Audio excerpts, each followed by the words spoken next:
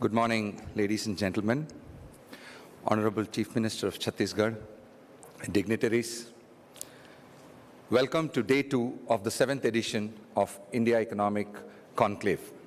I am sure you all would have woken up to newspapers carrying headlines from day 1 of this gathering, which has set the ball rolling and defined the agenda for not just this year, but for the next few years. When stakeholders shared their views on platforms of Times Network's India Economic Conclave, the world was forced to sit up and take notice. We all took heart from the RBI Governor, Sri Shaktikanta Das's comments yesterday when he told us that India's growth rate next year at 10.5% would not require a downward revision. RBI Governor also instilled our faith in India's growth story when he said that while other nations wrote checks for stimulus, India processed a staggering 274 crore digital transactions to provide direct benefit transfer to people straight into their bank accounts. I think it is one of the biggest achievements. When the oracle of Dalal Street, Rakesh Jhunjhunwala, said that it's not just the decade, but the upcoming century that belongs to India, we were all beaming with pride. RJ's eternal, unshakable belief in the Rise with India story and his display of conviction by putting his money where his mouth is would have surely moved a lot of stocks yesterday and today morning. When the stalwarts of India Inc. gathered under one roof and shared their vision of how India can conquer the next decade, we all took notes. Uday Kotak warned us to be wary of a mindset of complacency. He said it's more of a marathon than a sprint.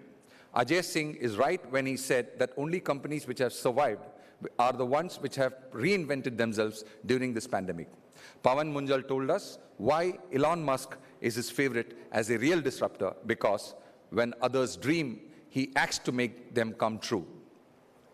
The Modi government's top ministers shared their vision of India for the upcoming years, be it Union Minister Nitin Gadkari telling us about New India's infrastructure, which will be no less than US and Europe in the next 5 years, to Ravi Shankar Prasad talking about new age regulation. There could not have been a better ending of day 1 than globally renowned essayist, author Nicholas Nassim Taleb boosting optimism by saying that countries which have done well in their fight against COVID, like India, will do well going forward in terms of economy as well. Well, we have a lot to look forward to on day 2 of IEC.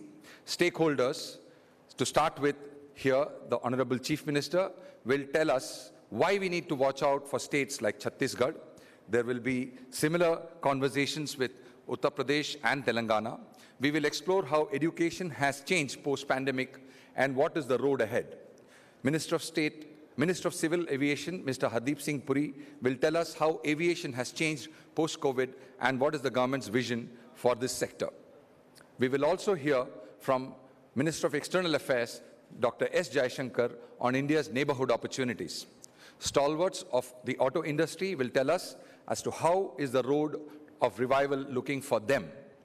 All this and a lot more is lined up for you on day 2 of India Economic Conclave 2021. Sit back and have a spectacular final day of IEC. Thank you very much.